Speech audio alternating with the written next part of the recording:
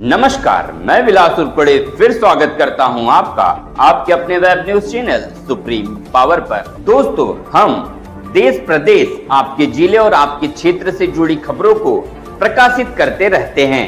तो आप हमारी खबरों को देखने के साथ साथ हमारे चैनल से सीधे जुड़ सकते हैं, सिर्फ और सिर्फ इस लाल बटन को दबाकर और हमारे चैनल को सब्सक्राइब कर।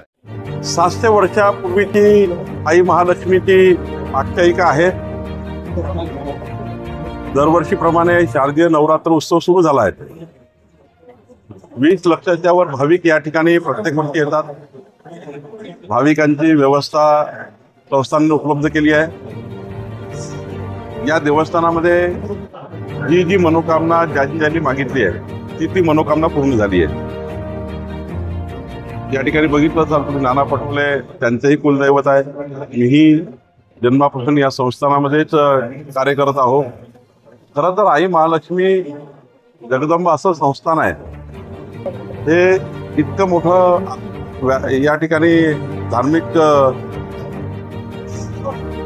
मनोकामना पूर्ण होणारं संस्थान आहे की ज्या ठिकाणी वर्षातनं लाखो भक्त लीन होतात। आणि या नवरात्रामध्ये आई महालक्ष्मीला आम्ही प्रार्थना केली आहे की महाराष्ट्राच्या शेतकरी शेतमजुरांवर जी काही नैसर्गिक आपत्ती येतं ती येऊ देऊ नको। महाराष्ट्राला सुखी संपन्न ठेव असं आई महालक्ष्मीला आम्ही साकडं घातलं आहे। आई महालक्ष्मीला 14 कोटी जनतेच्या कल्याणाकरता हा महाराष्ट्र पुढे जाऊ दे असं साकडं घातलेलं आहे।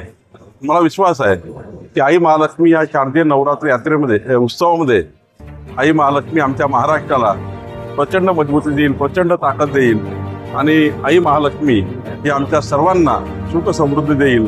मी आई महालक्ष्मीला प्रार्थना करतो की जे आज भक्त या ठिकाणी येतील, जे 9 दिवस येतील, 10 दिवस येतील, त्या सर्वांना त्यांच्या मनोकामना पूर्ण होऊ दे अशी आई महालक्ष्मीला मी घटस्थापना करताना प्रार्थना केली आहे।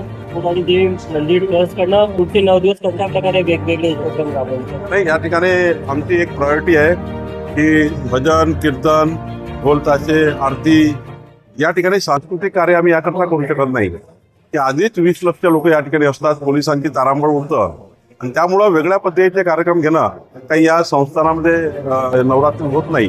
पण नवरात्री उत्सवामध्ये आपण प्रत्येक येणाऱ्या भक्तांची गैरसोय होऊ नये, कुणाचाही त्या ठिकाणी कुठलाही मनस्ताप होणार नाही याची काळजी आम्ही घेतोय।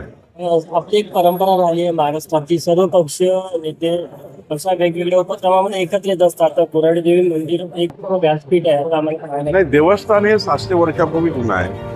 आई महालक्ष्मी आज स्वयंभू दर्शनामध्ये होती। दिवसभरात 3 रूप बदलतात आईचे, ते बघितले आहेत। त्यामुळं एक असं देवस्थान आहे ज्या ठिकाणी माझ्यासारख्या छोट्या भक्तांनी या ठिकाणी जे काही मी आशीर्वाद घेतले आहेत, त्यामुळं मला माहिती आहे आईचं देवस्थान या ठिकाणी जे भक्त आले, कोणी पक्षाचा या ठिकाणी संबंध नाही आहे, पक्षीय संबंध नाही आहे, भक्ताचा संबंध आहे। सर्व भक्त म्हणून या ठिकाणी आम्ही आलो आहोत।